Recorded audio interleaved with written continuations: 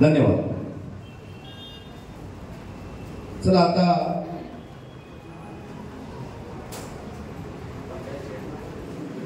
एक आगळा वेगळा कार्यक्रम. जसं मी सांगितलं होतं की आपण पार्ट 2 समाज विचार मंथन या ठिकाणी आपण आज आपल्या समोर सादर करणार आहोत.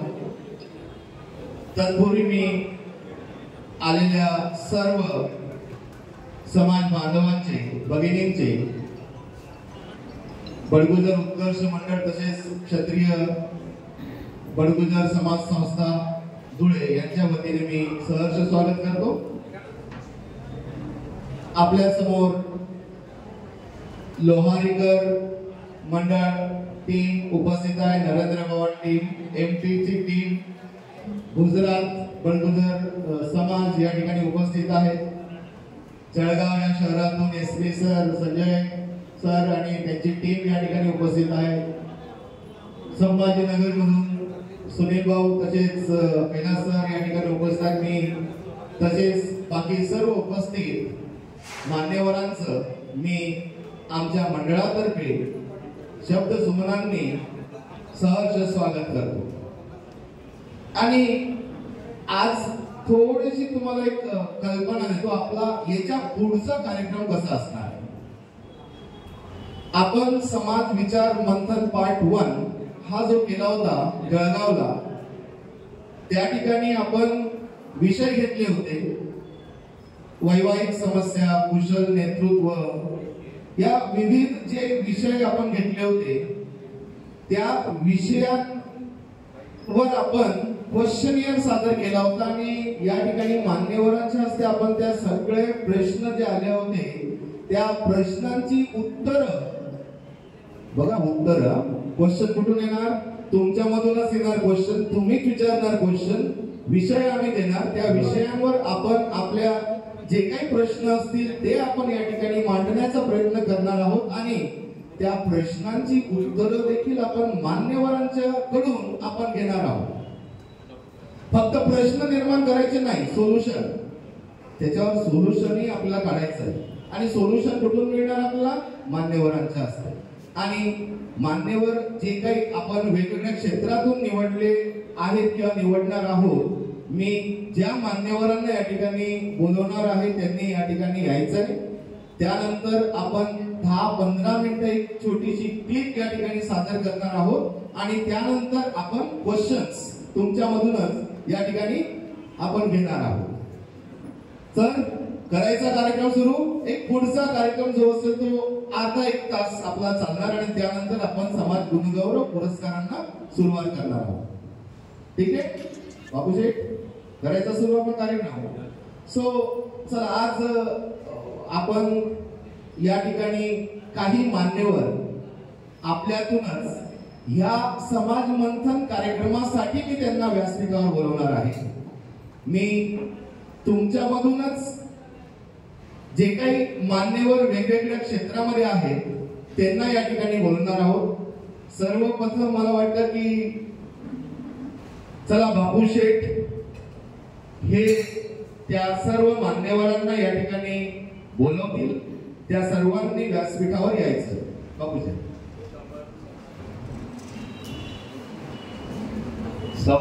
समाजाशी बोलेल आणि समाजात प्रश्न विचारेल आणि समाजात मी मगाशी म्हटलं की आपल्याला कनेक्टिव्हिटी वाढवायची. नेहमी बापू बोलतो, बापूला ऐकून लोक बोलत आहेत.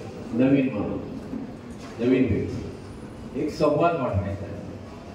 एज नुसार आपण थोडंसं काही आम्ही त्याच्यामधूनच हे करू.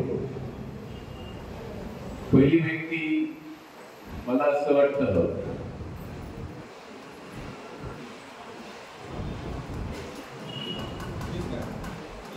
एक डॉक्टर अतुल बडगुजर शिरपूर यांना मी आमंत्रित करतोय. यांनी डॉक्टर आहेत, समाजाशी खूप निगडीत आहेत, समाजसेवेची त्यांना खूप आवड आहे. नेहमी कधीही त्यांच्याशी तुम्ही संवाद साधा कुठल्याही बाबतीमध्ये, वैद्यकीय क्षेत्रामध्ये असेल, कुठल्याही क्षेत्रामध्ये असेल, मदती संदर्भामध्ये असेल, एक छान गोड आणि हस्य व्यक्तिमत्व. तर डॉक्टर अतुल यांच्यासाठी पुनश्च एकदा जोरदार टाळ्या वाजवा. त्याचप्रमाणे एक यंगर, एक ओल्डर, एक हसतमुख चेहरा, न्यूट्रल व्यक्ती, सबका साथ सबका विकास अशी म्हणणारी आमची व्यक्ती. एक आमचे माजी अध्यक्ष श्रीकृष्ण विकासकर यांनाही मी विनंती करतो की त्यांनी वरती यावं. जोरदार टाळ्या श्रीकृष्ण सर.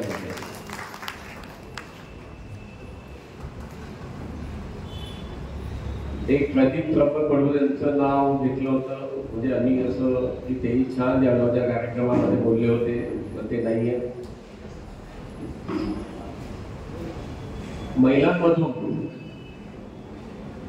की ज्यांनी काही काम केलं आहे आणि करत आहेत, ज्यांना तळमळ आहे. आम्ही काही महिलांशी संवाद साधला होता, परंतु काहींचे इश्यूज होते. तर आता या महिलांमधून मला वाटतं सुशीलाबाई नंदवाळकर यांनी वरती यावं मी अशी त्यांना विनंती करतो. त्यांच्यासाठी एकदा टाळ्या वाजवा.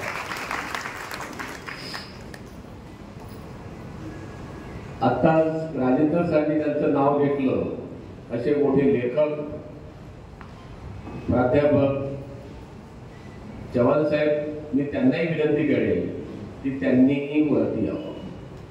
त्यांच्यासाठी एकदा मोठ्या टाळ्या. आणि धुळ्यामधूनच ऑलरेडी ती व्यक्ती वरतीच बसलेली आहे, आमचे लाडके दिलीप भाऊ, त्यांच्यासाठी पण एकदा जोरदार टाळ्या वाजवा.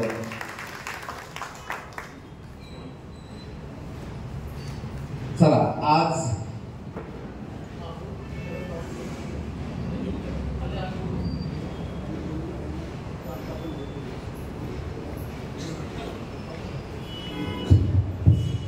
आपल्या आजच्या या सोहळ्यास धुळे नगरीचे महापौर चंद्रकांत सोनारजी, सन्माननीय चंद्रकांत सोनारजी या ठिकाणी उपस्थित झाले. जोरदार टाळ्यांनी त्यांचं स्वागत करूया.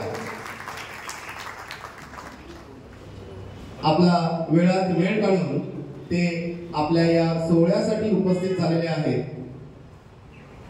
सर, तुमचं मी बडगुजर समाज मंडळातर्फे हार्दिक स्वागत करतो.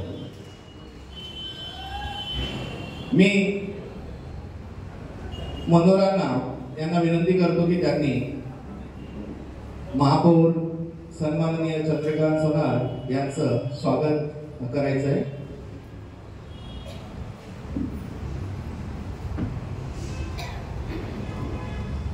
जोरदार टाळ्या जाऊ द्या.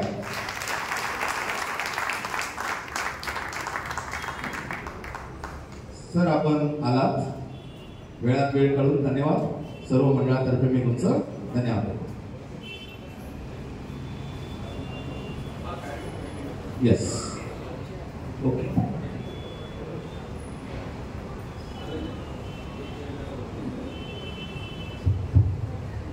चला मग, आज आपण सांगितल्याप्रमाणे समाज विचार मंथन पार्ट 2.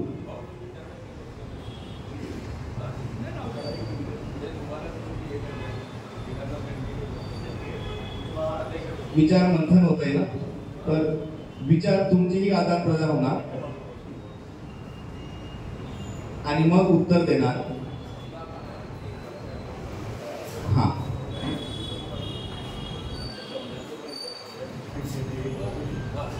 वेगवेगळ्या समस्या ज्या आपण आहेत, आज विषय घेतलेत आपण. गेल्या वेळेसचे विषय होते, सामाजिकच विषय होते, त्याच्यावर आपण प्रबोधन केलं होतं, क्वेश्चन्स घेतले होते, उत्तर देण्याचा प्रयत्न केला होता. आजही तोच, पण अपडेट आहे, थोडा अपडेट आहे. बघा, आपण प्रोजेक्टर आणलं यावेळेस, क्लिप दाखवणार आहोत यावेळेस.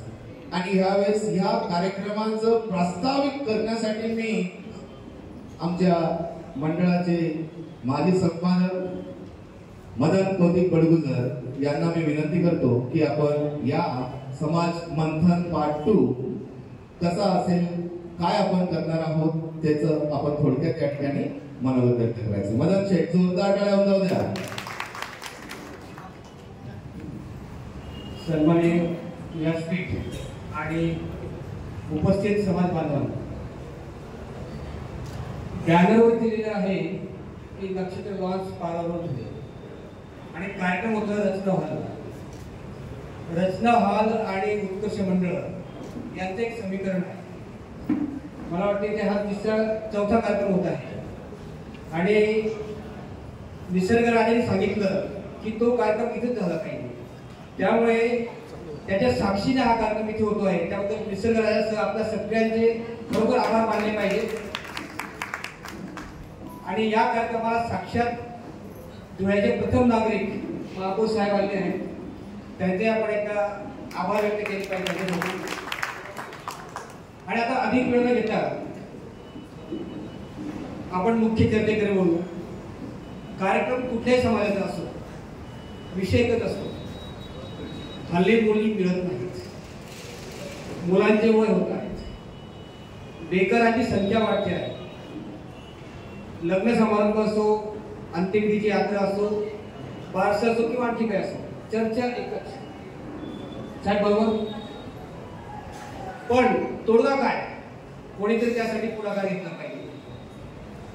1981 ला पहिली आपली अधिकृत जनगणना झाली. 1981 त्यावेळी 1000 मुलांच्या पाठीमागे 1300 मुली होत्या. 1981 ला 1300 मुली. 91 ला परत झाली जनगणना. ही सगळ्या भारतातली स्थिती आहे, त्यात महाराष्ट्र पण आहे आणि ही ताजी आकडेवारी आहे. 91 ला दुसरी जनगणना झाली. 1300 वरून प्रमाण आलं 1250. आपण शांत आहोत. 91 परत 2001 ला झाली. हा आकडा इक्वल झाला. 1000 मुलांसाठी 1003 मुली त्यावेळी होत्या, जवळपास इक्वल होता. या बाबांना चांगलं माहिती असेल की त्यावेळी मुलीवाले मुलांकडे जात. आजच्या चित्र काय सांगाल नको. नोकऱ्या सहज मिळत होत्या त्यावेळी. मुंबईत पुणे आलं, रेल्वे असो, कारखानदारी असो, कुठेही जिल्ह्याच्या ठिकाणी याला नोकरी मिळायची. आज काय अवस्था आहे, बेकारांची संख्या वाढते आहे. त्याचप्रमाणे जे उपवर आहेत आपले, मुलं असो मुली असो, त्यांची संख्या वाढते. सोल्युशन नाही, तोडगा कोणी शोधत नाही, फक्त चर्चा आणि चर्चा. पण उत्कर्ष मंडळाने ठरवलं की त्यावर चर्चा करून प्रत्यक्ष कृती करावी.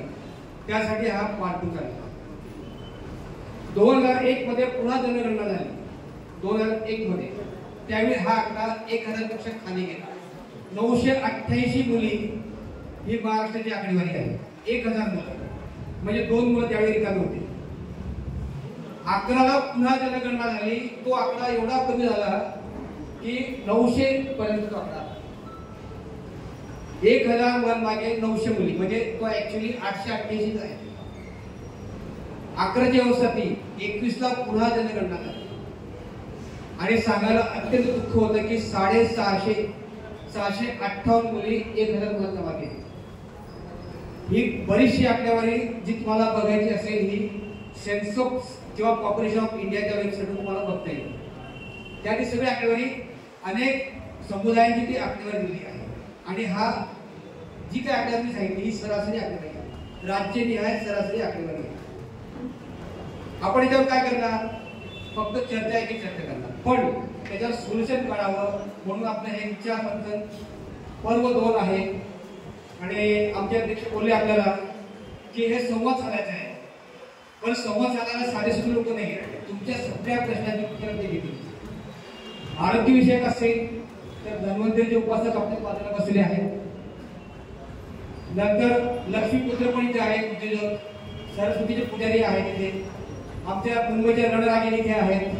म्हणजे महिला असो किंवा सामाजिक प्रश्न असो, उद्योग विषयक असो किंवा आणखी आरोग्य विषयक, सगळ्या क्षेत्रातील एक एक व्यक्ती आपल्या प्रश्नाला उत्तर देणार. प्रश्न थोडक्यात, उत्तर समर्पक असेल. ही सगळी बुद्धिजीवी मंडळी आहात, आपणही आहात. बघा आपल्या सामाजिक आव्हानं काय काय ही सगळी तुम्हाला समोर दिसतील. काही आम्ही बोलायची गरज नाही. आणि ही व्हिडिओ क्लिप जी आहे ती आपल्या प्रत्येकाच्या मोबाईल येईलच.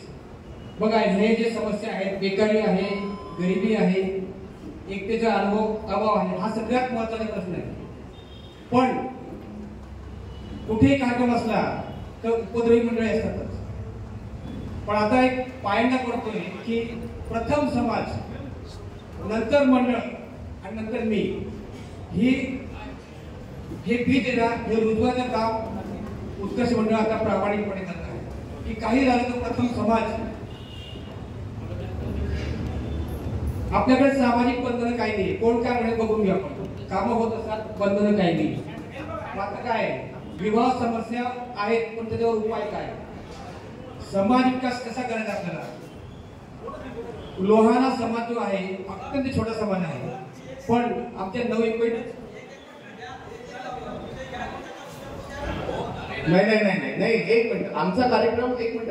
हे विषय आहेत, हे सांगतायत, याच्यानंतर क्वेश्चन आणि मग उत्तर. हे फक्त प्रास्ताविक सादर करताय, अजून क्वेश्चन सुरू झाले नाही. 2 मिनिटं प्लीज. शेवटचं आहे, संपत आलंय आपल्याला. या सगळ्या घटना ज्या घडत आहेत त्याला एकच कारण आहे की आपल्याकडे कुठल्याही गोष्टीचं बंधन नाहीये, त्यामुळे या सगळ्या घटना घडतात. त्यासाठी आपल्याला हवं एक कुशल नेतृत्व आणि एक समाजाचं व्हिजन पाहिजे. ते व्हिजन निश्चित करण्यासाठी आपण आज एकत्र आलेलो आहोत. आणि त्या व्हिजनवर जी काही आपली चर्चा होणार आहे त्यातून आपण समाज एकीकरणाकडे वाटचाल करणार आहोत. एकीकरण झालं की विकास आपला होणार आहे. विकासातून आपल्याला एक पुढची दिशा मिळेल की आम्ही 2025 ला कुठे आहोत आणि 50 ला समाज कुठे असेल यासाठी आपण इथे एकत्र आलो आहोत. तर आजच्या या विचार मंथन आपण एक कुशल नेतृत्व कसं होऊ शकतं याच्यावर आपण चर्चा करणार आहोत. समाज विजय निश्चित करणार आहोत. धन्यवाद. आता जे मंडळी आहेत ते आपल्याला सगळे उत्तर देतीलच. प्रश्न आपल्याला सांगायचे आहेत. हे थोडक्यात होतं.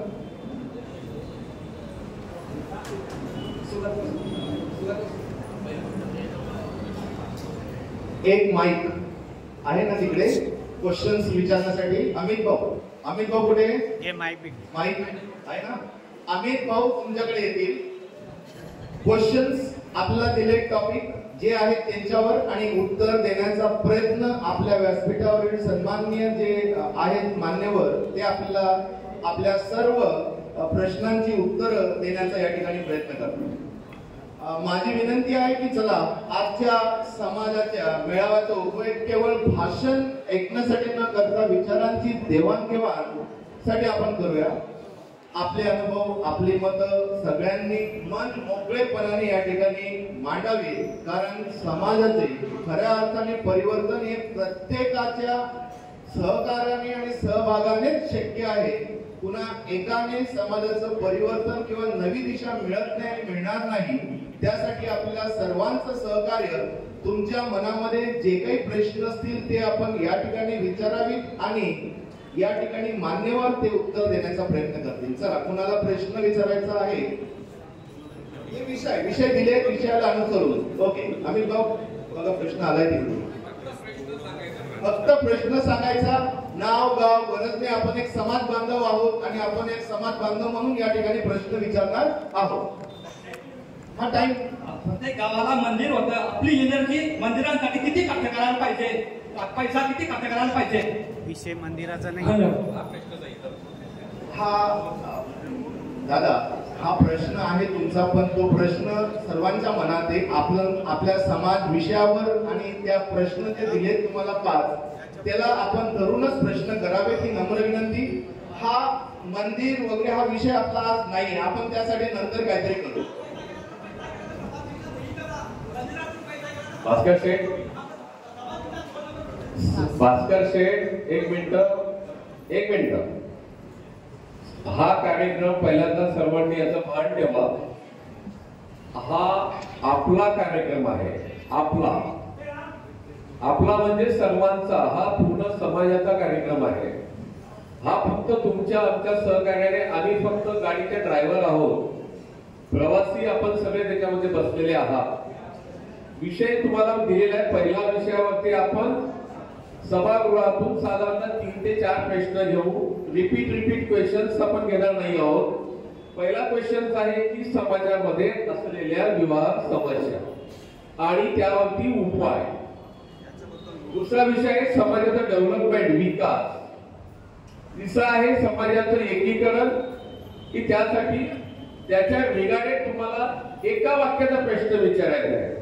जरी वरची लोक ही तुमच्या आमच्यातलीच लोक आहेत, ते त्यांचं मत व्यक्त करतील आणि पुन्हा याच्यावरती आपण 6 महिन्यामध्ये लवकरच आम्ही 14 मेला याचं एक आउटपुट बुकरूप स्वरूपामध्ये आपण एक प्रेझेंटेशन देणार आहोत. तर या प्रश्नाला धरूनच आपल्याला प्रश्न विचारायचे आहेत, कारण आपल्याला कोणालाही दुखवायचं नाही. कोण काय करतं म्हणण्यापेक्षा मी काय करू शकतो याच्यावरती आपल्याला पहिल्यांदा लक्ष द्यायचं. सो प्लीज, पहिला प्रश्न आहे वैवाहिक समस्या आणि त्यावरती उपाय. याच्यावरती 3-4 प्रश्न आपण घेऊ. एकेकाच्या प्रश्नाचं उत्तर मान्यवर देतीलच.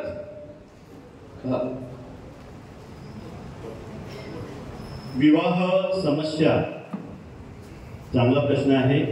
या ठिकाणी मदन सरांनी आत्ताच सांगितलं की हजारी मुलांच्या मागे 664 काहीतरी प्रमाण.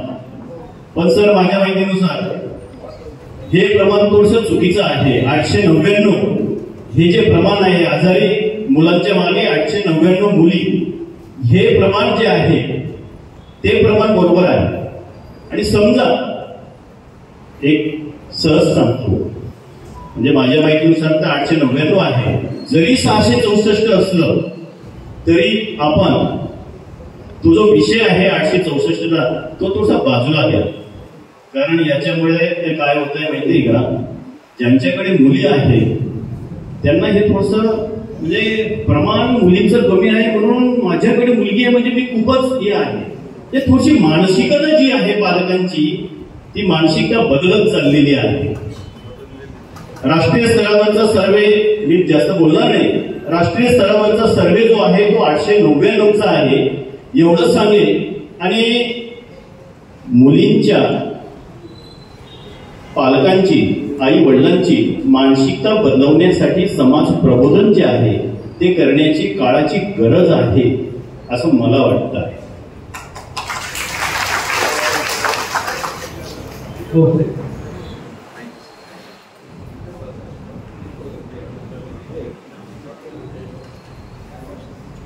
थँक्यू सर, तुमचा प्रश्न मी ऐकलेला आहे.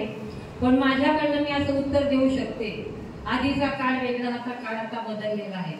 काळ जरी बदललेला आहे, मुलीचा विवाह करायचा आहे तर मुलीवाल्यांनी चांगलं विचार मंथन घरात कुटुंबात मुलाला द्यायला हवं आहे. आणि मुलीवाल्यांनी सुद्धा मुलीला मार्गदर्शन करायचं आहे. जोपर्यंत मुलगी आपल्या आई वडिलांच्या विचाराला सहमत देत नाही तोपर्यंत सुखी संसार होत नाही. आणि मुलावाल्यांची सुद्धा जबाबदारी असते की मुलाला पण जेव्हा दुसरीकडनं मुलगी घेऊन येतो आणि मुलाला बजावलं पाहिजे की बाळाला गरिबाची असू दे श्रीमंताची असे, मुलगी ही आपल्या घरातली लक्ष्मी आहे, तिचा आपण चांगला आदर सत्कार भावाने तिला आपण जपलं पाहिजे. हा विचार जर ज्या आई वडिलांनी मुलीच्या आणि मुलांच्या जर केला नाही तर समाजामध्ये हे असंच घडणार आहे. हा विचार, ही खबरदारी समाजातील माझ्या मुलीच्या महिलांनी घेतली पाहिजे आणि मुलांच्या पालकांनी, आईने पण घेतलेली पाहिजे. कारण आजच्या स्थितीला कोर्टामध्ये केसेस चाललेले आहेत. डिवोर्स घेण्यासाठी मुलीची परवानगी आई वडिलांना असते. काही कारणास्तव ती आईला सांगते माझा सासू चांगला नाही, सासू चांगली नाही, छळ केला जातो. पण आई वडील हा विचार करत नाही की बाळा रे, आधीच्या काळाला मुलगा मुलीला बघत नव्हता, ते आई वडील लग्न करत होते, ती झाशीच्या राणीसारखे संसार करत होती आणि कुणाचा उद्धार करत होती. अशा माझ्या आता भगिनी मुलींना काय संस्कार देत नाही. माझं सुद्धा माझ्या भगिनीवर ऑब्जेक्शन आहे. माझे बाप आज बसलेले, माझे मोठे भाऊ आहेत, त्यांनी सुद्धा मुलींना चांगला संस्कार दिला पाहिजे. माझा समाजाचा आपण एक घटक आहोत.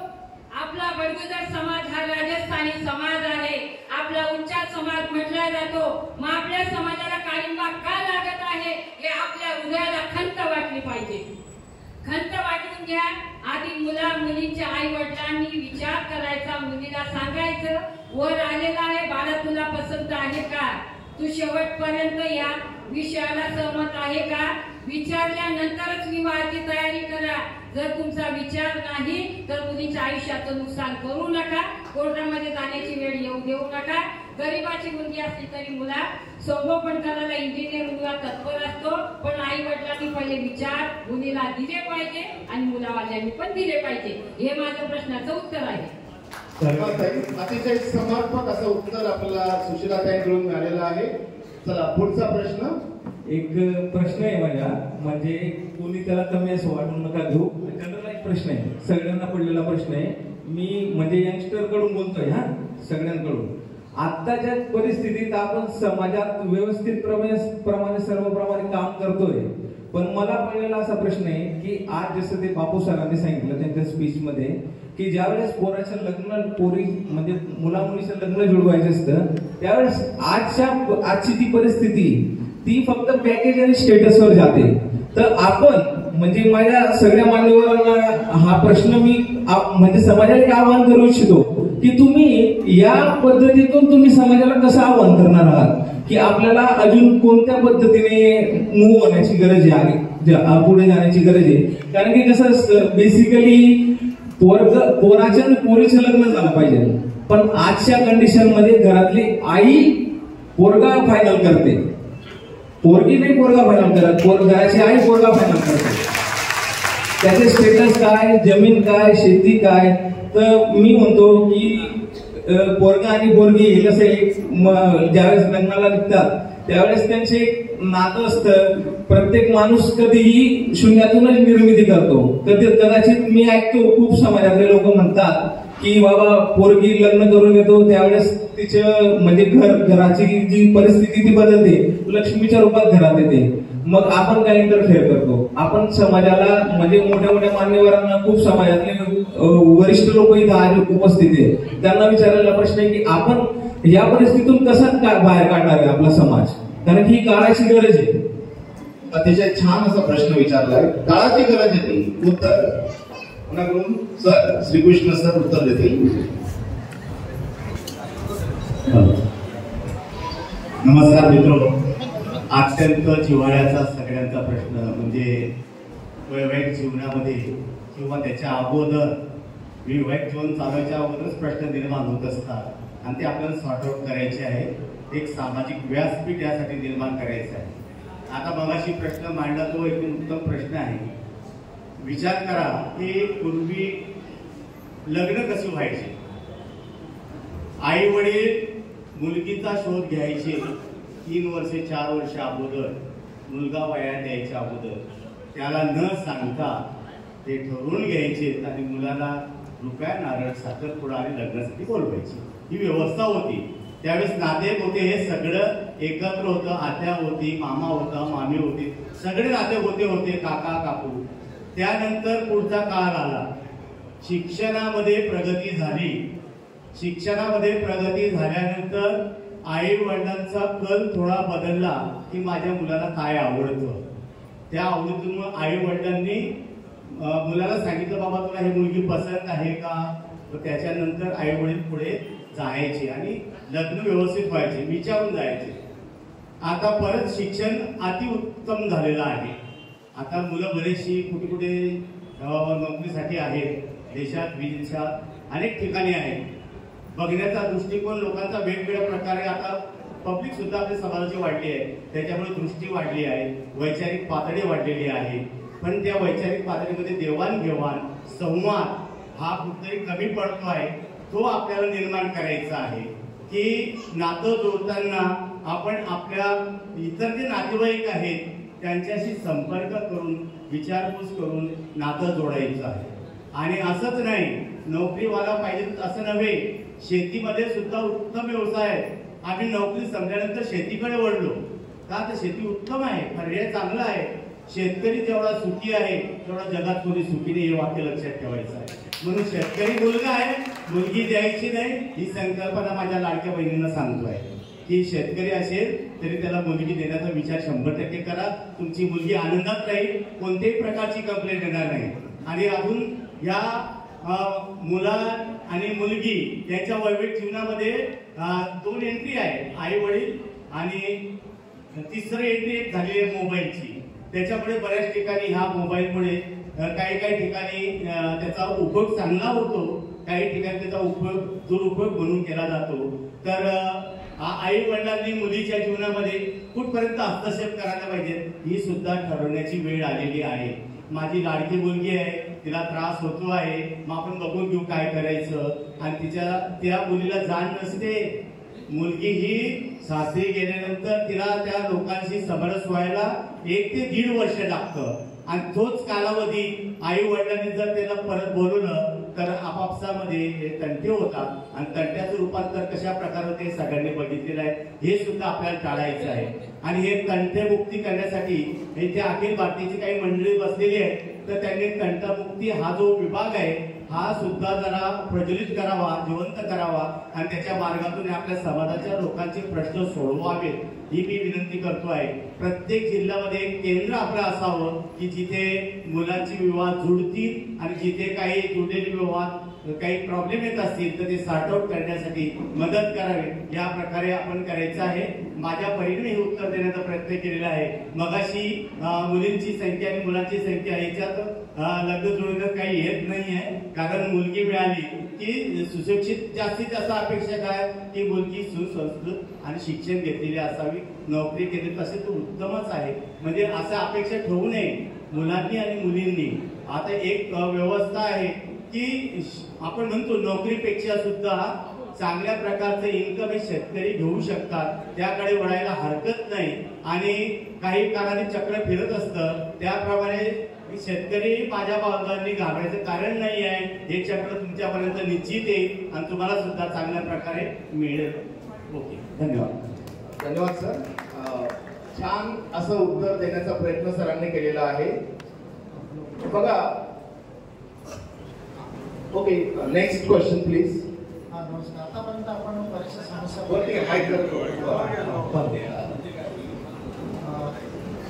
मुलीच्या आई वडिलांच्या अपेक्षा बऱ्याच वेळा अवास्तविक असतात, त्या कमी करणे आपण त्याबद्दल आपण बोलणं झालेलं आहे. म्हणजे जसे मागाशी सर अध्यक्षांनी बोलले की मुलाचं पॅकेज काय, शेती आहे का, आई वडील आहेत का, सासू सासरे नको, ते तिच्या नणंदबाईंची जोडबोड नको इत्यादी.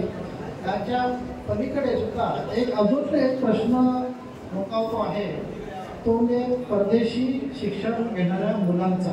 मला असं सांगायचं आहे की मुलांना खेडेगावातून किंवा आपल्या सिटी सोडून परदेशामध्ये बऱ्याच वेळा जावं लागतं, तिथे प्रगती असते. तर अशा मुलांच्या विवाहाच्या सुद्धा समस्या सध्या उपस्थित होत आहेत. त्या म्हणजे की अशा मुलांना आई वडील शक्यतो माझी एकच मुलगी आहे, माझा एकच मुलगा आहे, पाठव असे 4 वेळा विचार करतात. बऱ्याच वेळा त्या समस्या नाही त्या मुलांच्या आई वडिलांना तोंड द्यावं लागतं. तर या समस्यांसाठी मंडळाकडे किंवा आपल्याकडे काय विचार आहे त्याचं उत्तर आम्हाला पाहिजे. सर्वांनी शांतता राखा प्लीज आणि आपापल्या जागेवर बसून घ्या. अतिशय सुंदर असा आपला कार्यक्रम चाललाय आणि सगळे प्रश्न सामाजिक प्रश्न आहेत. आपल्या सर्वांना आज ना उद्या किंवा मनामध्ये हे सगळे प्रश्न आलेच असतील आणि त्याची उत्तरं देण्याचा आज आपण प्रयत्न इथे करत आहोत. समाज मंथनच होत आहे आणि विचारांची देवाणघेवाण होणं गरजेचं आहे.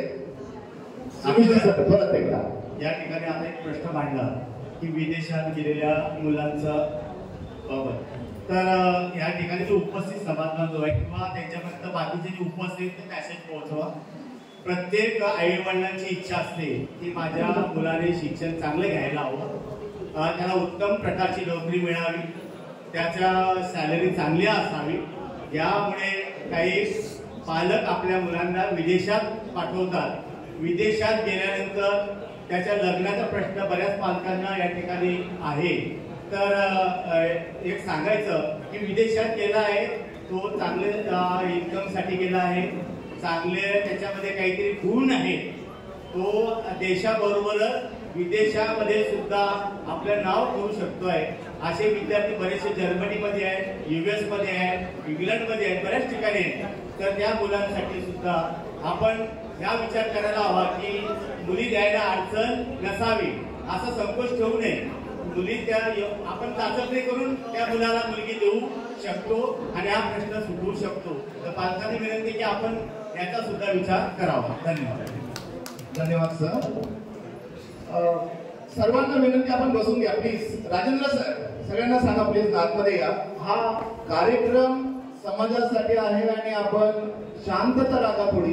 प्रत्येक प्रश्न आणि उत्तर हे दोघंही ऐकण्याचा प्रयत्न करा. MH39 थार गाडी तिकडे पुढे झाडाखाली लावली आहे. ते झाड नगरपालिकेचे झाड कापताय बोलताय, तर जिंजी कोणाची असेल त्यांनी ती त्या ठिकाणी काढून घ्यावी. MH39 थार गाडी 8160 8160 काढून घ्या ती गाडी कोणाची असेल तर. धन्यवाद. हॅलो, पहिले सर्वांना नमस्कार. माझ्याकडून परिचय. मी सुशीलाताईंना प्रश्न विचारते. लग्न झाल्यावर बऱ्याचशा मुलींना सासू सासरे किंवा एकत्रित कुटुंब नको असतं. यावर तुमचे काय उपाय करता येईल? आजकाल लग्न झाल्यावर मुली म्हणतात तो सासू सासऱ्यांमध्ये राहील, एकत्र राहील. तुमचा परिचय. माझा परिचय मी उल्हासनगरहून आली आहे. नाव सुचिता सुनील बडगुजर, उल्हासनगरहून आली आहे, मुंबईहून आहे. सुशीलाताईंना हा प्रश्न मला विचारायचा होता की लग्न ठरवायच्या मुली म्हणतात की आम्हाला सासू सासरे एकत्रित कुटुंब हवं असतं, पण तेच लग्न झाल्यावर 6 महिन्यांनी ते त्यांचा हे देतात, निर्णय देतात की आम्हाला एकत्र राहता राहणार नाही. तर यावर सुशीलाताई काय मत देतील? सर्वांना एक विनंती आहे, मागे उभे असलेले किंवा जे कोण असतील मध्ये बोलत असतील प्लीज. हॅलो हॅलो हॅलो, मागचे जे उभे आहेत प्लीज एकमेकांशी बोलू नका. याला जोडून माझा एक प्रश्न आहे, याला जोडून असेल. सर्वांनी खाली बसून घ्या. आपल्याकडे वेळ कमी आहे. आपल्याला अजून बराच मोठा कार्यक्रम आहे आणि प्रश्न सर तुम्ही विचारा. प्रश्न शॉर्ट मध्ये विचारा, समर्पक विचारा, सर्वांना समजेल असा. आणि उत्तर देताना तुम्ही भाषण देऊ नका प्लीज, संक्षिप्त उत्तर द्या. एक मिनिट सर, याला जोडून माझा प्रश्न आहे, मी दोन एकत्र उत्तर देऊ. विचारा. माझा प्रश्न असा आहे की आपल्याकडे असं एक विमोलक आलेलं आहे की सासू ही खट्याळ असते, पण आता परिस्थिती बदलली. कारण आपण चित्रपट सृष्टी आपल्याला दाखवते की सासू सुनेला छळ देते. पण आजचा प्रश्न असा आहे की अनेक घरांमध्ये सासू आहे दुःखी आहे सुनेपासून, म्हणून सासूंचा सुनेकडनं छळ होतोय. या दृष्टीकडे तुला आता समाधानी पाहिलं पाहिजे. फक्त सासू सुनेला छळते हा डोक्यातून तुम्ही काढून टाका. आता प्रश्न बदललाय, परिस्थिती बदलली, म्हणून सुनेचा सासवाचा सुद्धा तुम्ही आता विचार करा. आणि घरोघरी आता परिस्थिती फार बिकट झाली आहे. धन्यवाद. बरं, दोघं प्रश्नांची उत्तरं सुशीलाताई थोडक्यात होती. दादा मी उत्तर देऊ इच्छिते की ज्यावेळेस मुलीचे आई वडील विवाह करतात त्यावेळेस त्यांची सुद्धा जबाबदारी असते की ज्या घरात तू जाते आहे तर सासू सासऱ्यांना तुला जपणं आहे. बरोबर आहे का? सासू सासऱ्यांना तुला जपायचं आहे. हे आई वडिलांचं शिक्षण दिलं गेलं पाहिजे. सासूही वाईट नसते, सूनही वाईट नसते. सासूने पण समजून घेतलं पाहिजे आणि सुनेने पण समजून घेतलं पाहिजे. हे माझं उत्तर आहे. सुचिताताई मला परत प्रश्न विचारा विसरले.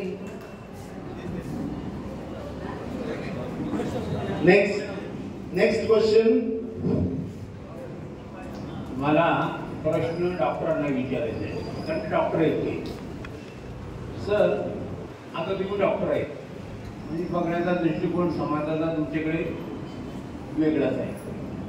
आजकाल समाजामध्ये दुसऱ्या समाजांमध्ये अशी पद्धत निघाली की लग्नामध्ये हे जे व्हिडिओ शूटिंग म्हणा, मेहंदी म्हणा,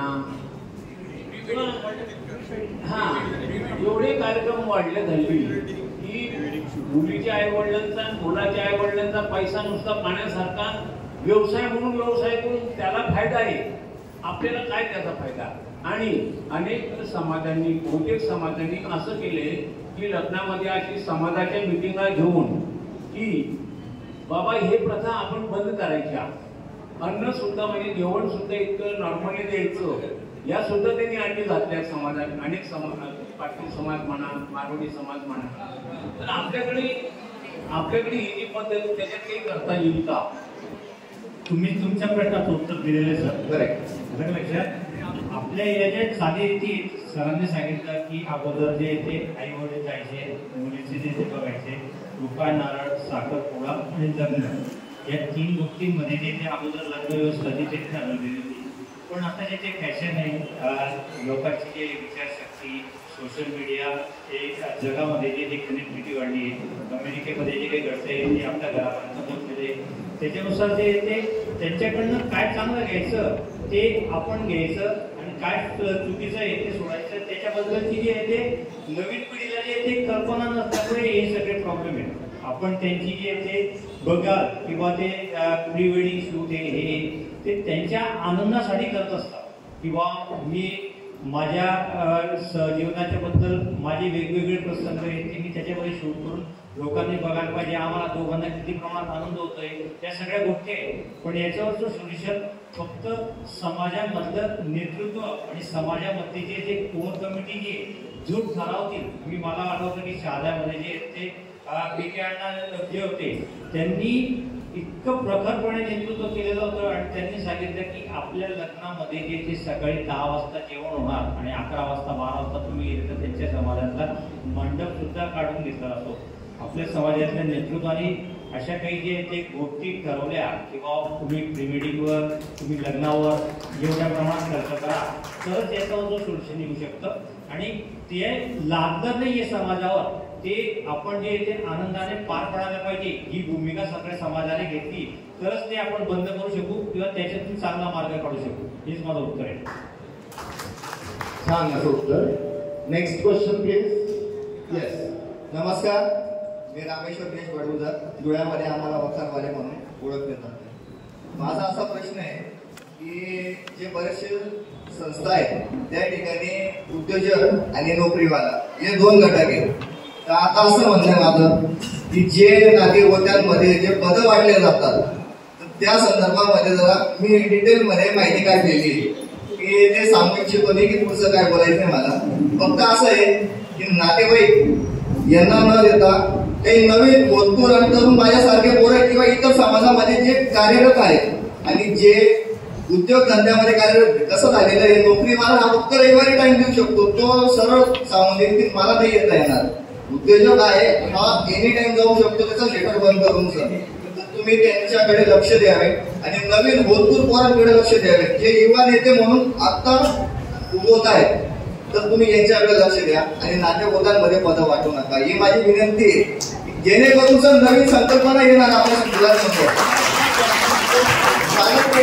बेनिफिट होत आलेलं आहे, विभागात आलेलं आहे आणि होणार पण तेच आहे की नवीन पोरांना संधी मिळणार नाही आणि तुम्हाला नवीन समाजामध्ये डेव्हलपमेंट होणार नाही.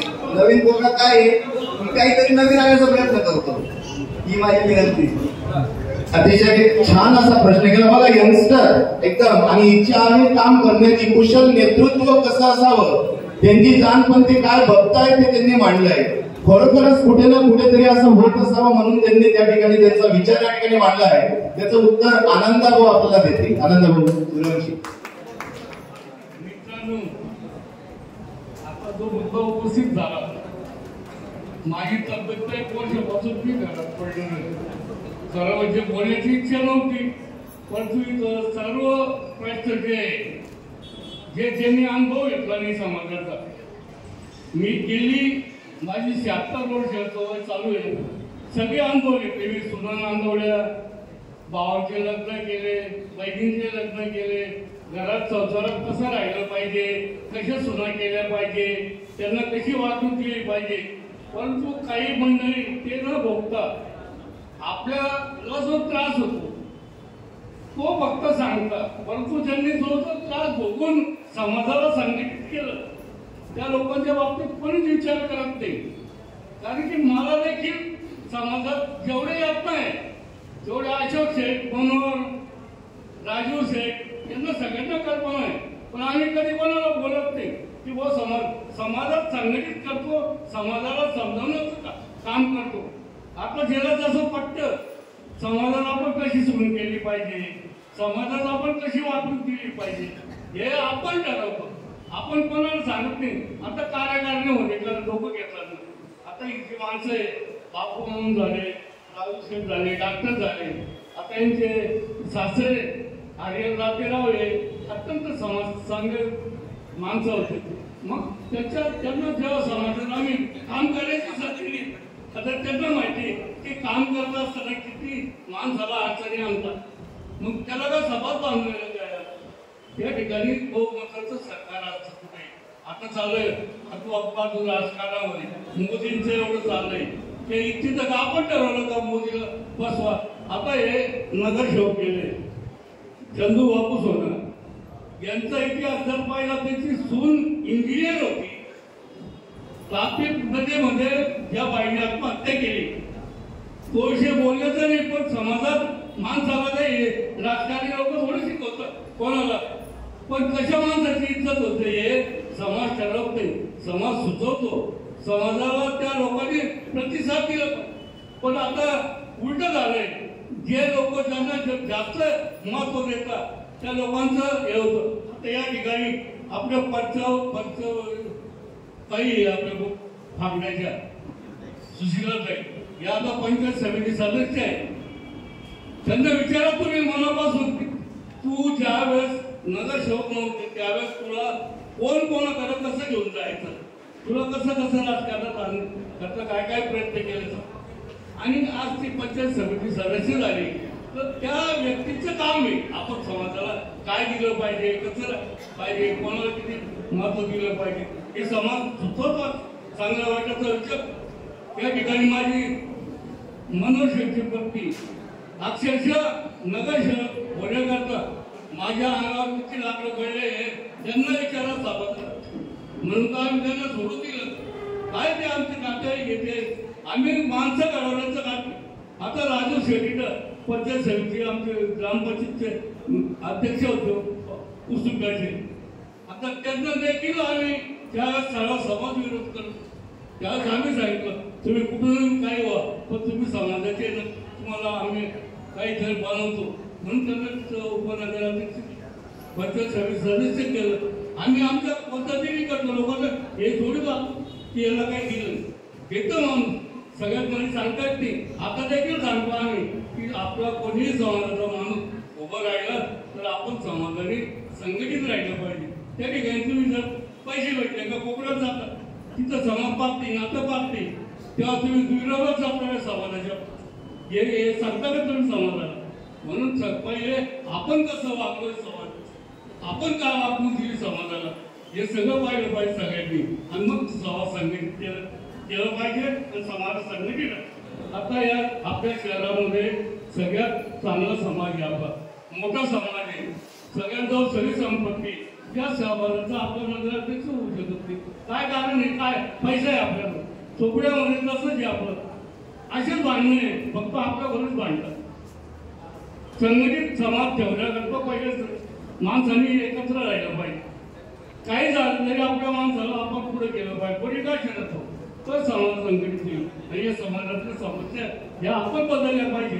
आपण बदलत की आपण मुलगी पाहायला गेलं का म्हणजे असंच पाहिजे, ती तमकच पाहिजे, त्याला शेती नको. कोण म्हणे मी शेतकरी माझ्या घरात 4 सुद्धा आहे, कोणी सांगावं मला मी 1 रुपया घेतलाय आम्ही बिना पैशाही लग्न केलं तर लोक तर आम्हाला सांगते 2 लाख रुपये घरात पूर्ण आलं 4 लाख दिले. माणसाला लाज वाटते जरा समाजात काम करतो आपण काही बदल करू शकत नाही. कोणी ऐकत नाही, कोणी कोपऱ्यात पैसे घेऊन जातात आणि अजून सांगता असं करा काय करा आणि स्वतःची जर घुसून गेली पळून गेली तिला बरोबर काढ झाकून घेतात आणि मग गरीबाचं तुम्ही बाहेर काढता. हे समाज सांगत नाही आणि समाजाला शिकवत नेते उभे राहते त्यावेळेस बोललं पाहिजे प्रकार. मी बोलतो मी वाईट होतो समाजात, मी सगळं सांगितलं. मी तर सांगत की तुम्ही माझ्या बसा, मी तुम्हाला एक पुस्तक लिहून देतो समाजा बाबतीत कोण माणूस कसा आहे, समाजातला कोण माणूस कसा आहे. म्हणून मी आपल्याला विनंती करतो आपल्यात बदल झाला पाहिजे, आपण बदल केला पाहिजे तर समाजात संघटित करतो. मी आपल्या या प्रसंगी एवढंच सांगेन की समाजामधले अवगुण आपणच मोडले पाहिजे. आपल्या तितके अवगुण आहे आपल्याला भावनेवा करायला सांगितले करते का त्याच्या आईचा मुलगी देताना त्याच्या घरात कोणी इज्जत नव्हतं. पिंपळगावची बाई मी नाही जाऊ शकतो. अतिशय छान असा आपला कार्यक्रम या ठिकाणी होतोय. क्वेश्चन छान होता, नेतृत्व असावं त्यासाठी 2 लाईन मी सांगतो.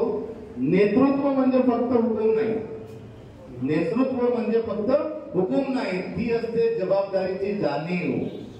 नेतृत्व म्हणजे फक्त हुकूम नाही, ती असते जबाबदारीची जाणीव. जो वाट दाखवतो अंधारात चालताना तोच नेता असतो समाजाचा खरा. सो अंधारात चालताना जो वाट दाखवतो तोच नेता असतो. आणि भाऊ तुला मी सांगू इच्छितो, आपण आपले प्रयत्न चालू ठेवायचे समाजकार्यात. एक ना एक दिवस समाज दखल जरूर घेईल तुझी. धन्यवाद. नमस्कार मंडळी, माझा प्रश्न आहे गरिबीवर. नाव सांगा पहिले. समाजाला जे गरीब वर्ग आहे त्यांना आपण कसं डेव्हलप करणार आहात याबद्दल मला मार्गदर्शन करावं. गरिबीवर आपण बोलू. समाजामध्ये जे गरीब वर्ग आहे त्यांना आपण समाजात कसं घेणार आणि कसं समाजाबरोबर त्यांना ओढणार यावर माझा प्रश्न आहे.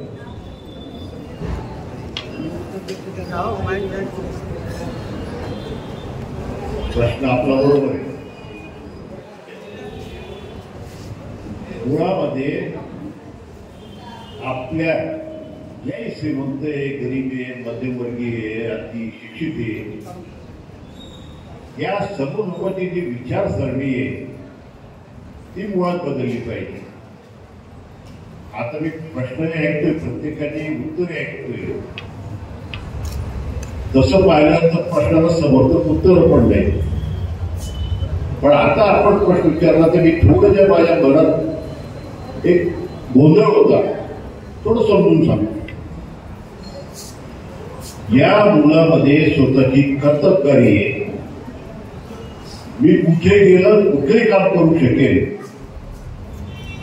तो प्रामाणिक असेल, निर्व्यसनी असेल आणि अशा मुलांनी समाजातल्या इतर लोकांचा स्वतःची छाप पाडली तर त्याचा लग्नाचा प्रश्न येत नाही. एक मुळावर.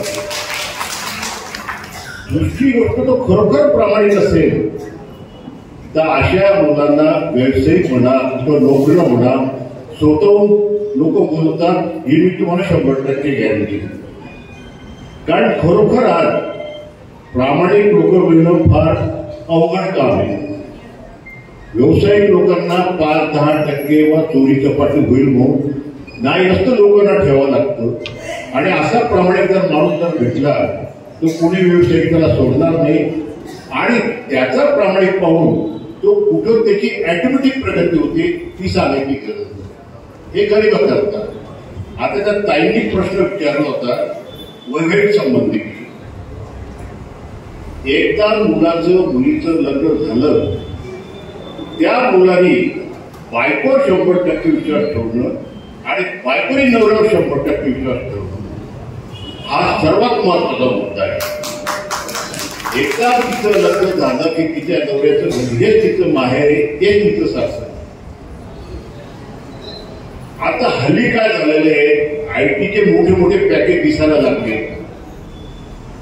माझा पाय लंगडा आहे, तुम्ही पळणं शक्य नाहीये, तुम्ही पळायचं नाही. एक सगळ्यात महत्वाचा भाग. तो कोणी असो हे असो, जर त्या आयटी वाल्याला जर कुठल्या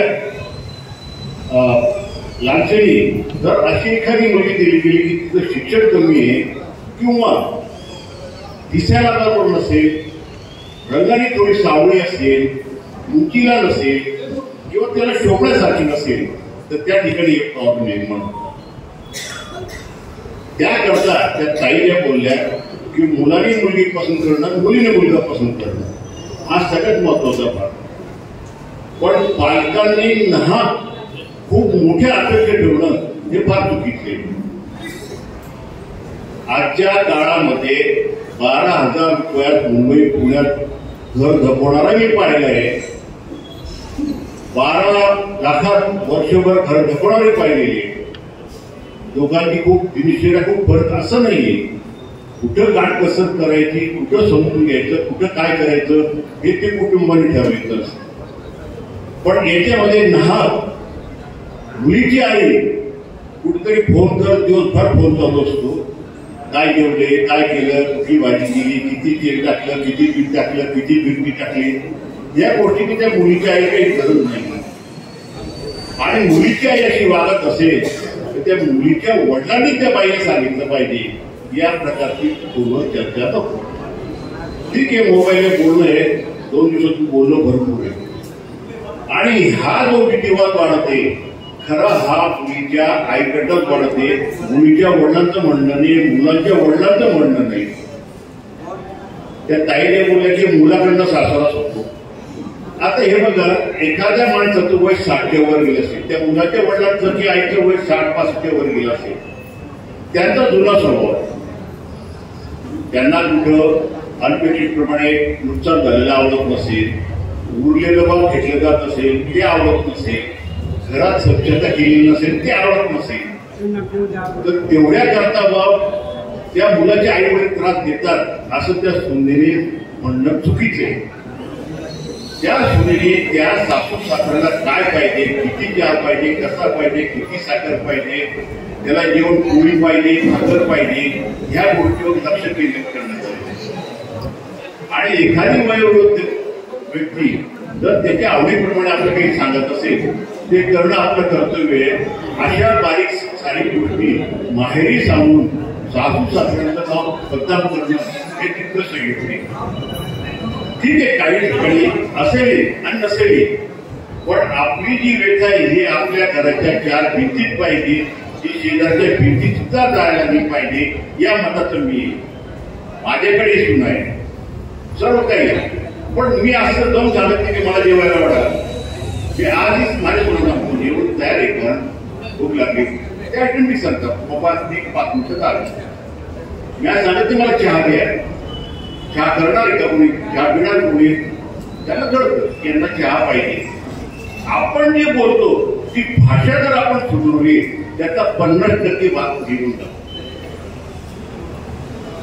अजून एक प्रश्न असा आहे, 12 लाखाचं पॅकेज, 18 लाखाचं पॅकेज त्या इंजिनिअरचं चांगलं आहे, तो शिक्षित झाला, आनंद आहे, त्याला मार्गदर्शन चांगल्या मार्गदर्शक लोकांनी केलं म्हणून पुढे गेला. पण शिक्षक लोकांनी अजूनही इतर समाजाला शिक्षणाबद्दल मार्गदर्शन करणं फार गरजेचं आहे.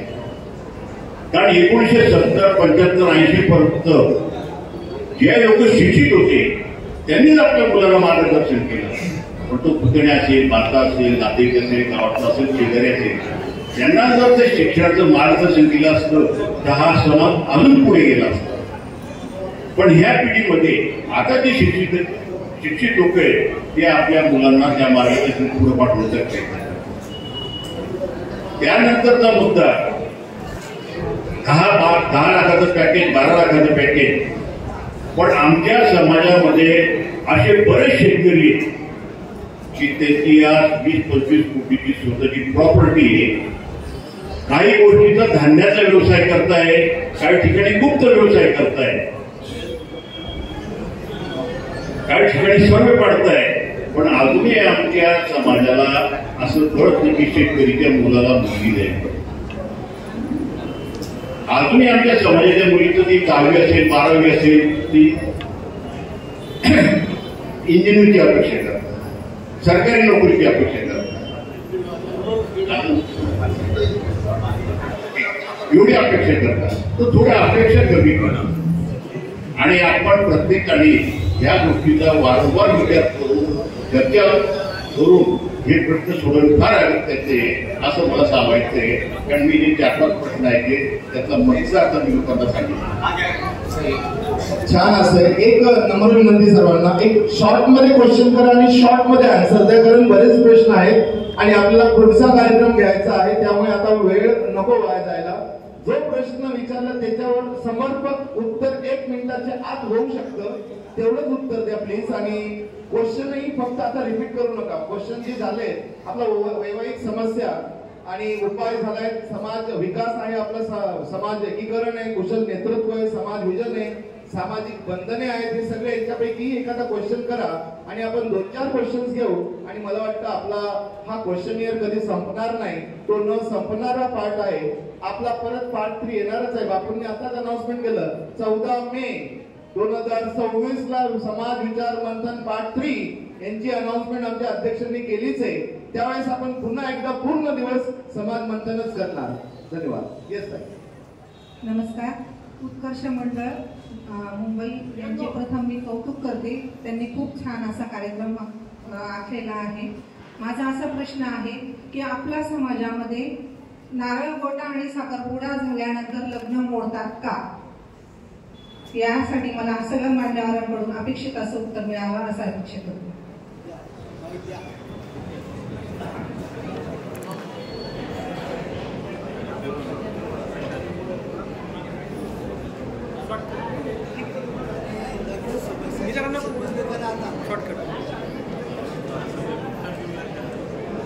एकत्र देणार.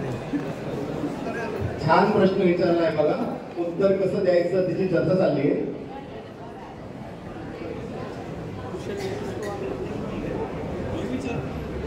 तुमचं उत्तर मी देत आहे.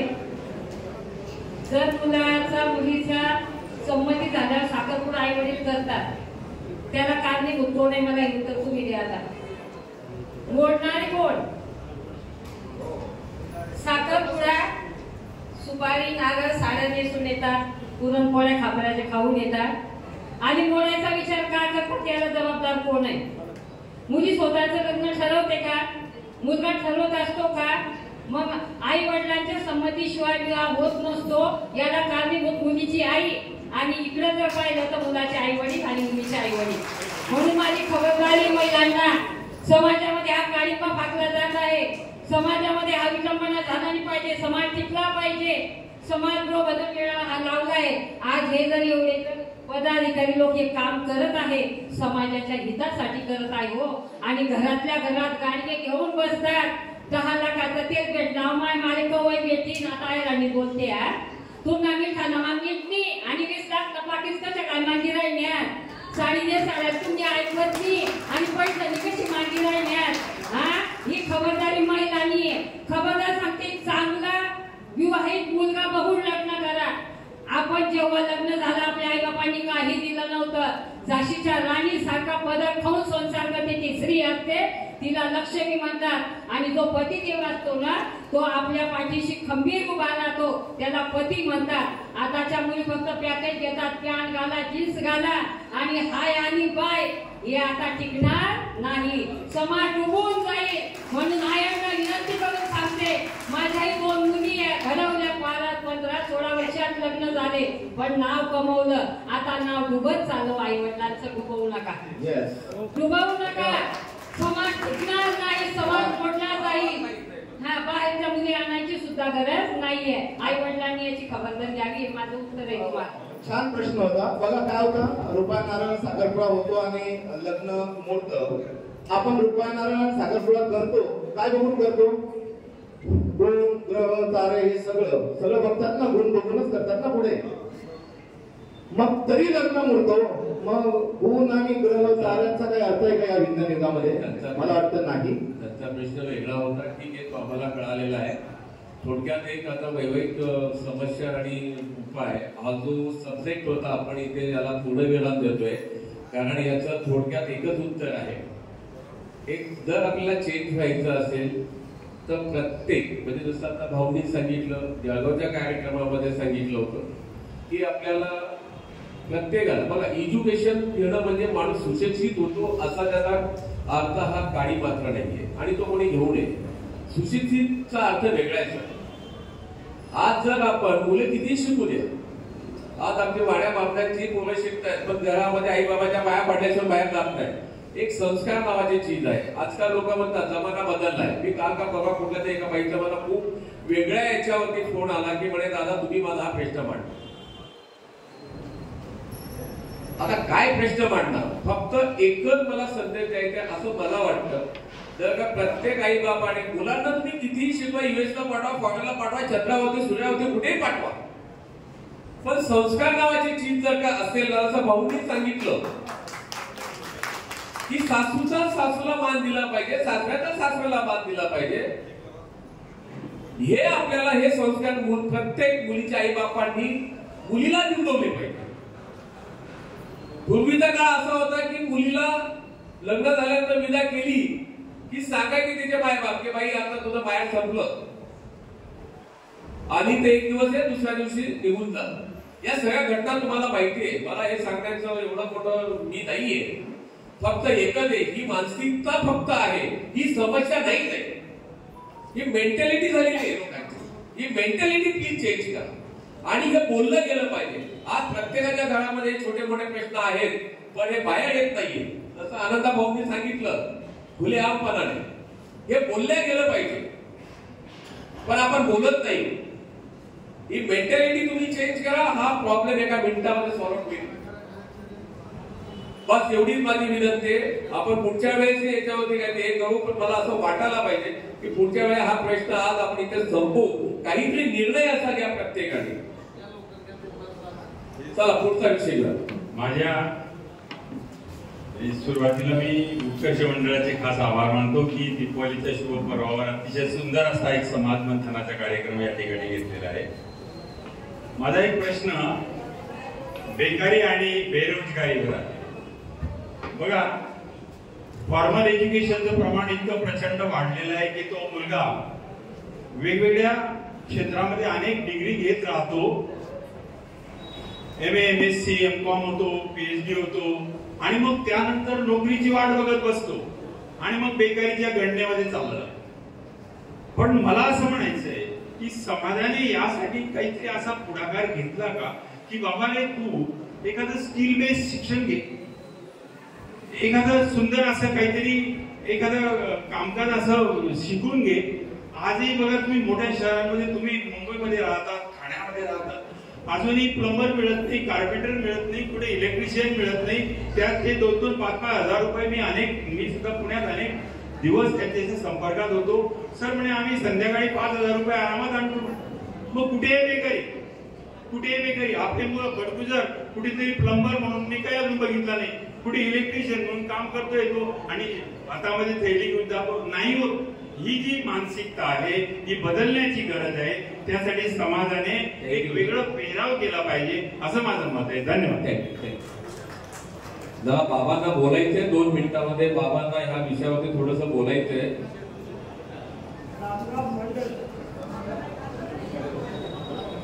हॅलो, सांगायचा मुद्दा म्हणजे असा आहे तर कळकळीची विनंती आहे तुम्हाला. जर तुम्ही मुलाला शिकवलं, सवरलं, सगळ्या गोष्टी केल्या, त्याचं लग्न झालं, सुंदर करत आली, आल्यानंतर ती 2-4 मूळ वापरली, वापरल्यानंतर मग तिला एक मुलगा झाला, त्याच्यानंतर या मुलाला इकडे नोकरी लागली नाही, मुलगा बेवारस झाला, संगत गुणगत संगत गुण सोबत जशी राहिली तसे त्याला गुण लागतात. तो व्यसना आधी जमला, दारू प्यायला लागला, दारू प्यायला लागल्यानंतर त्याची जी काही संपत्ती होती ती नायनाट झाली. नायनाट झाल्यानंतर तो राज दारू पिऊन यायचा, बाईला स्वीकार करायचा. बाई म्हणे हे काय झालं माझ्या नशिबा, अरे देवा आता कसं हे कळलं माझ्या नशिबात. मग पुढे घटना काय झाली, इकडे मटणवाल्याचं बिल राहिलं 2,500 रुपये, मुसलमान मटणवाल्या खाटीचं बिल राहिलं. तो खाटी रोज यायचा, त्या बाईला सांगायचा बाई माझे 2,500 रुपये एवढे देऊन टाका, नाही द्यायचे असतील तर तुम्ही माझ्या घरी 2 दिवस राहा. विचार करा या व्यसनाआधी मुलाने काय करायला हवं होतं. बघा, बाईला पश्चातापाला भावाला फोन केला, भाऊने तो फोन ऐकला, नंतर भावाने 2 दिवसात येतो म्हणून भावाला 2 दिवसाचे पैसे बहिणीला देऊन दिले. बहिणीला पैसे देऊन बहीण म्हणते भाऊ आता ते काही मला वेळ नाही. भाऊ परत केला. नंतर बाईने ते पैसे कपाटात ठेवले. कपाटात ठेवल्यानंतर चुलीमध्ये लहान बाळ होते, त्या बाळाने ते कागद समजून ते पैसे चुलीत टाकले. काय प्रसंग घडला. गाव मोठा झाला. बाईने बघितले काय झालं. आई म्हणे मी कागद चुलीत टाकले. विचार करा प्रसंग मोठा विचारित आहे. वेशिना मुलाच्या बाईला काय प्रसंग घडावे लागतात. कोण काही बोलतंय याचा विचार करा. आई बापाने एवढं लक्ष ठेवायला पाहिजे. वेचना आधी आपला मुलगा कुठे जातो आहे याचा विचार करा. नंतर त्या बाईने 2 थापा बाळाला मारल्यानंतर बाळा रडायला लागलं हो. त्याच्यानंतर भाजीचा तब्येताचा एक उडाला बाळाच्या अंगावर गेले. बाळ रडायला लागलं. बाईने त्या बाळाच्या अंगावर पाणी ओतलं. बाळ कसा रडायला लागलं. आजूबाजूच्या घरवाले कोणी परत आले नाही, कारण हा दारूच्या व्यसनावाल्याच्या पायी कोणी त्याच्या घरात पाय ठेवायला तयार नव्हतं. शेवटी तो तिकडनं दारूवाला आला. नंतर 2 दिवसात तो खाटकी आला पैसे घ्यायला. भाऊ तुझे पैसे देईन, मोल मजुरी करेन, पण तुझे पैसे देईल. मग बाळ मेला. शेवटी नाईलाज झाला. दारू पिऊन आला. बाईला सुरे काय करतोय पुढे काय कर्म करते. बाई 2-4 शब्द बोलल्यानंतर त्याने कोपऱ्यातून विळा आणला आणि बाईच्या पोटात मारला. बाई धार खाली पडली. बाई बी गेली. गेला. संसाराचा सध्या ही माझी प्रश्नाचं उत्तर देताना भाग द्यावा. त्याच्यावर थोडासा विचार करा. धन्यवाद. माझा एकत्रीकरणाच्या संबंधात प्रश्न आहे. बाळापूर आणि फागणं हे सर्वात मोठं गाव आहे. या गावामध्ये अजून एकत्रीकरण का होऊ शकत नाही. एकत्रीकरणाच्या संदर्भात हे बाळापूर फागणं मोठं गाव आहे. या ठिकाणी एकत्रीकरण होऊ शकत नाही समाजाचं. याचं कारण काय.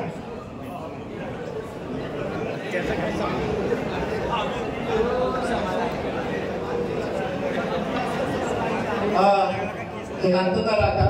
बघा हा आता उत्तर देण्याचा प्रयत्न एकीकरणासंदर्भातच प्रश्न आहे. आपला विषयच आहे तो. उत्तर देण्याचा प्रयत्न डॉक्टर साहेब करतायत. एकीकरण जे आहे ते समाजामध्ये न होण्याचे कारण जे आहे ते सगळ्यांचे एकमेकांबद्दलच्या अशा अपेक्षा असतात. समाजामध्ये जेव्हा काम करायचं असतं तेव्हा हेवे दावे सोडले तर तुम्ही जे ते समाजाचे एकीकरण करू शकता. एकच दिशा आणि एकच दशा असेल तरच ते समाज एकीकरण असेल. त्यांचं दुर्दशा होऊ शकते. हेवे दावे सोडून सगळ्यांनी जे ते वेगवेगळ्या कामांमध्ये एकाच व्यासपीठावर बसलेला आहे. तो श्रीमंत आहे, गरीब आहे, काही तो विचार न करता फक्त समाजाच्या उत्कर्षासाठी एकीकरण करण्यासाठी हेवे दावे सोडले तर समाजाचे एकीकरण होऊ शकतं असं माझं मत आहे. धन्यवाद सर. आपला प्रश्न तुमचा आणि उत्तरही समर्पक होतं. दोघांनी एकत्र बसा. उत्तर आपोआप मिळेल. सुधीर भाऊ. मला असं वाटतं ज्या समस्या आहेत या समस्याचं मूळ कारण हे की कुशल नेतृत्व. जोपर्यंत समाजाला कुशल नेतृत्व मिळत नाही तोपर्यंत या समस्या संपणार नाही. तर कुशल नेतृत्वाच्या संदर्भात माझं समाधान होईल असं व्यासपीठावर जर कोणी असेल तर त्यांनी त्याचं उत्तर द्यावं, किंवा मग व्यासपीठाने जर मला सांगितलं किंवा तुम्ही त्याचं उत्तर द्या तर ते पण उत्तर मी देऊ शकतो. पण मला अपेक्षित व्यासपीठाकडनं आहे किंवा उत्कर्ष मंडळाने जे काही प्रश्न निर्माण केलेले आहेत तर कदाचित उत्तराचाही त्यांनी शोध घेतलेला असेल तर त्या पदाधिकाऱ्यांनी ते कुशल नेतृत्व या समाजामध्ये कसं निर्माण होईल याच्यासाठी काही विचार केलाय का, किंवा याच्यामधल्या ज्या कृती आहे त्याच्या संदर्भात काही पॉलिसी हे केलेली आहे का, ते जर मला जर कळलं सर उत्तर देत आहे.